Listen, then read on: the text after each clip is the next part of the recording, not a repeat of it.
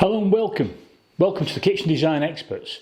This is the channel that tells you all you need to know about kitchens, kitchen design and kitchen appliances. Now in this video we're going to show you how to design your own kitchen. Why are we doing this? Well, we talk an awful lot about appliances and materials on this channel, but at the core of your kitchen, your new kitchen, the most important thing is the design itself, the layout. And one of the problems can be that when you're shopping around for your kitchen, an awful lot of the people that you're talking to are actually salespeople. They aren't designers, and this can become very frustrating. So hopefully at the end of this video we will give you the basic principles about how you should design a fitted kitchen, and hopefully you can apply it to your own project.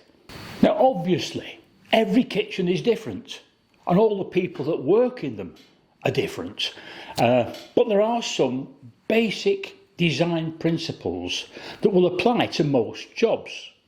Now, after giving this a bit of thought, I think the best way to explain this to you would be go through maybe 3 recent kitchens that we've designed and installed, go through the process of designing each one, and that hopefully will teach you an awful lot about what you should be doing with your own kitchen.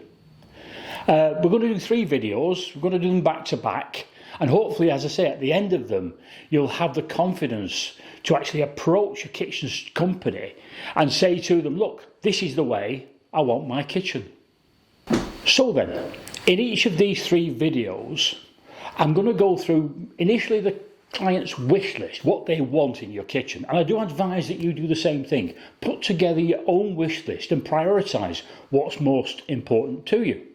I'm then going to go through the room itself, and I'll let you into the secrets of what's going on in my head when I look at the client's wish list. I'll look at the room and how I start to put these kitchens together. I'll also, at the end of the video, go through the befores and after pictures so you can see the whole project come to life. Now obviously the 3 kitchens that we're going to show you might not be the same as yours. In fact, it's unlikely they're going to be the same as yours. But as I say, these basic principles you should be able to apply, the design techniques that we're going to show you, apply them to your own projects so that you can make the very most out of the space that you've got. Okay, this week's video is about a small kitchen we recently fit in Cheshire, but although it was quite small, the client's demands were quite excessive and the wish list was quite large. So first of all, let's start with the wish list, and here it is. So as you can see there's quite a few existing appliances. There's a tall fridge freezer, dishwasher, and there's also a range cooker. They have a washing machine and they wanted that to be installed at a higher level, not stood on the floor, and ideally, because it's an open plan kitchen, they wanted it to be hidden away. Similarly with the microwave, that wanted to be hidden away. The style wants to be streamlined and handleless, and they need good access to the cupboards, especially corners, and as many pull-out units as possible. Obviously decent sized waste bins which want to be hidden away, quartz worktops they wanted, the colour wanted to be neutral, and good access to a cylinder which is in a corner cupboard in the room, which you'll see shortly. And obviously we always do the complete installation when we cost a kitchen. Other details that were important: there were 2 people living in this particular house. It's got a solid floor and the existing floor covering wanted to stay down. Obviously that saves a large expense at the end of the job. They have long-term plans of staying in the property. It is, as I said, open plan living. There's an existing table to fit in there, and importantly they enjoy cooking and entertaining. So yes, there's quite a few existing appliances, but the 2 that stand out to me as a designer are the tall fridge freezer and the washer at raised height. I'll explain why later. The other important detail in the wish list is based around good accessibility, which needs to be considered in the design. And the final detail that's very important to me was under the heading, you can see to the bottom there, other details, where it mentions enjoying cooking. Now this means that the kitchen doesn't just have to look $1 million, but it has to function as a kitchen as well. Now this might sound quite obvious to you, but we do have some clients who actually put more importance on the aesthetics, how the kitchen looks, rather than the ergonomics, how it works. And that's a question I think before you start to design your own kitchen, you should ask yourselves. Right, so let's bring up the shape of the room. This entire space is open plan, and the room continues down this end here to the living area. And you can see that there is also a dining table. What you can't see from this plan, that there were actually two rooms initially, and there was a wall along here forming a separate utility room. Now the client's already removed this by the time we got to site, and you'll see this better in the before and after pictures that we'll show you at the end of the video. In this corner here is a small room that houses the cylinder, etc. But this has to be accessible. The other key element to a designer are the two windows on this wall. These will really affect the kitchen layout. Okay, just to help you picture the room a little bit better than just looking at this plan, if you can imagine you were standing in the room in this particular position here, looking this way, this is what you would see. Now I'd like to point out in this photograph here that the client has no actual door on the entry door. It still has the architrave and the door frame there, but basically they don't want to put a door on there. So we discussed with them getting rid of the frame and the architrave and just making it a square opening. And you'll see a picture of this, as I say, when we do the before and afters at the end of the video.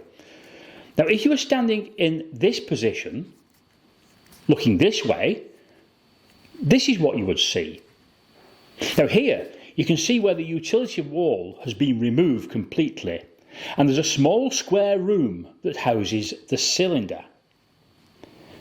Finally, if you were standing in this location and you were looking this way, this is the view you'd see. And this shows the wall with the two windows and the existing range style cooker. Okay, so where the heck do you start? As I said earlier, the important things for me as a designer are the two tall housings, the position of those two windows, and the fact that we need to create some good preparation space, because the clients enjoy cooking, and there's nothing more important if you enjoy cooking than having a decent amount of preparation space. Now to start with, if you've got tall housings, always try to put them together. Now in this case, and you've got a 600mm wide fridge freezer housing, and we need to hide a washer behind a door. Now a washer won't fit into a 600mm housing, you need to do a wider door, and we do a wide door at 750mm. So if you're putting those two together, they take up 1350mm, and you've got to look at where that can go in the fitted kitchen. And this is actually a great example of how, if you know what you're doing, a kitchen can actually design itself. Now then, they can't go on this wall as there's not enough room between the windows. There isn't 1350mm between the windows, and it wouldn't look good there anyway. They can't go on this wall because it's not long enough. They could fit on this wall here, but when you sat at the dining table, you'd be overpowered by the large blank end panel of a housing, which will actually stick out here. This is the only sensible wall that they can go on. So let's put those two items into position on our plan. Here they are.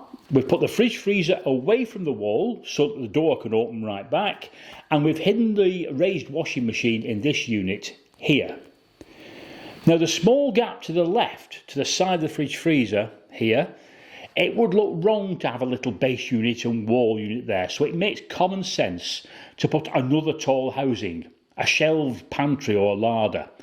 It'll have to be made shallower because there's a soil pipe behind it, but it'll hide the soil pipe, and what you've got then is a bank of tall housings all together, which gives you a much more streamlined look.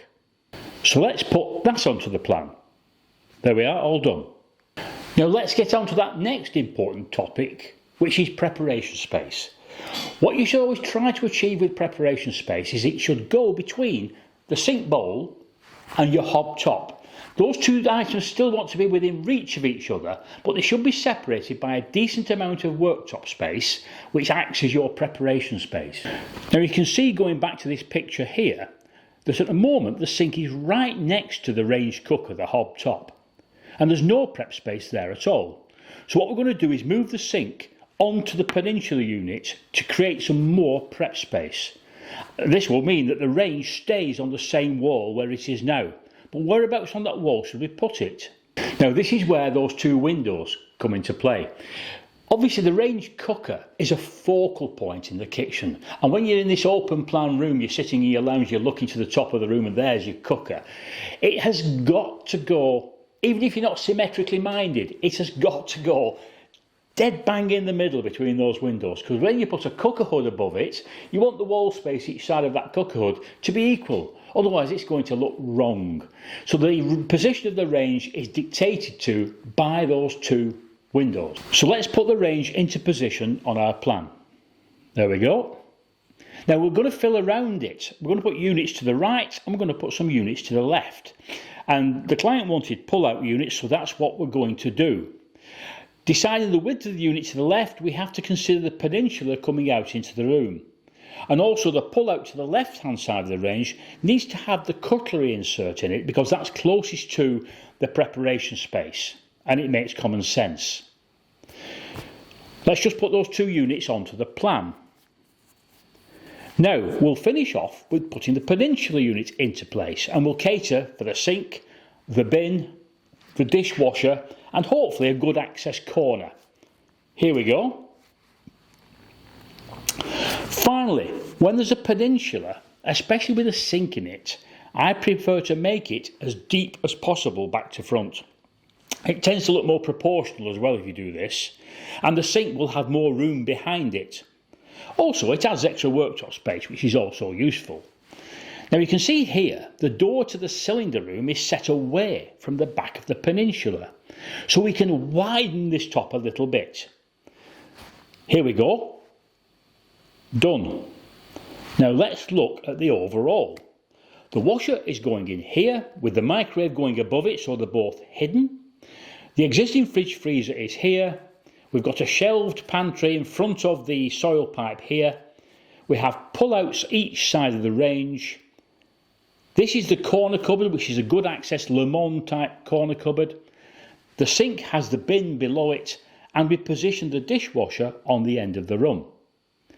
This design gives us great prep space between the hob top and the sink, but they are still near enough to each other so you can work from one to the other. So if you want to top your pans up or whatever, it's quite close to each other. Okay, so that's your design done. As I say, in a way, it almost designs itself if you know what you're doing. So let's move on now and let's start to look at the before and after so you can see this project actually come alive. Now this picture here shows you what the kitchen looked like when we started. We then stripped the kitchen out and this is what it then looked like. And now this is how it looks after. Notice how that doorway, where the clients didn't want the door but it still had the architrave frame, now it's just a square plastered opening which looks fantastic. And whenever you have a peninsula, if you look at the bottom of the photograph, you'll notice that the little worktops are rounded on the corners of the worktop. And whenever you have a peninsula or an island, it's always worthwhile just rounding the worktops a little bit. Now in this second view, this is the before picture. Again, this is the picture during installation when we ripped the kitchen out and we actually rebuilt that little room to suit the dimensions that we needed. And now this is the end result. You can start to see by moving the sink down the peninsula, we've created prep space to the right of the sink there. We also put a couple of floating shelves on the wall and we put diffused recessed LED lights in them which help to illuminate the worktop. And whilst you're looking at this photograph, just look at this recessed shelf unit here. I'll be coming back to that. And this is the third view. This is the before, as it was. This is when we'd ripped the kitchen out. And this is the end product. You will notice that the range, the canopy hood and the glass splashback behind the range are central between the windows. And I think you can now appreciate how wrong it would have looked if we hadn't done this. Right, let's go back to that recessed open shelf unit I mentioned. Here it is again. Now this is a close-up of it, and this is a close-up of it when it's open. Yes, it's the door through to the cylinder room. As well as turning it into a bookcase door, painting it the same colour as the walls really helps to disguise it. Now finally, let's take a look at the extra wide door here that hides the washer and the microwave. You can see it on the right hand side. This is a closer look at it. And now let's open it. Et voila! Hidden washer and microwave. Close the door again. How neat is that? So this is the first of the 3 videos we're going to present to you. There are more design principles than we've mentioned here today, but they didn't actually apply to this kitchen. But they will come out in the next designs that we do. And if you don't want to miss those videos, you know what to do. Subscribe. Okay then, takeaways from this video. Work out how many tall housings you have. Try always to put them all together in a row. It means that the kitchen will actually look bigger and more streamlined. Consider the position of your sink and your hob unit. They have to be reasonably close together because you use the 2 appliances together an awful lot. But the space between them is your prep surface, so that has to be big enough. With regard to your prep surface, it's always handy to have both your cutlery insert and your waste bin fairly close. So once you've got the knife out of your cutlery insert, you've peeled your potatoes, you can open the adjacent door and put all your peelings into the bin.